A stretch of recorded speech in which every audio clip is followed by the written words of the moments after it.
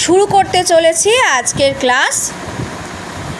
একাদশ শ্রেণীর ছাত্রছাত্রীদের সেমিস্টার 1-এ থাকা বাংলা ছোট গল্প বিভূতিভূষণ বন্দ্যোপাধ্যায় রচিত পুঁই মাচা থেকে প্রশ্নোত্তর পর্বের প্রথম পর্বের আলোচনা।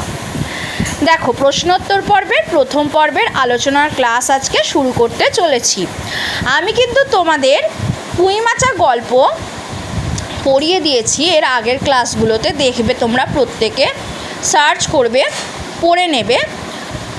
একটা পর্বে আমি ক্লাস নিইনি, 2-3টে পর্বে ভাগ করে পুঁই মাচা গল্প আমি বুঝিয়ে দিয়েছি।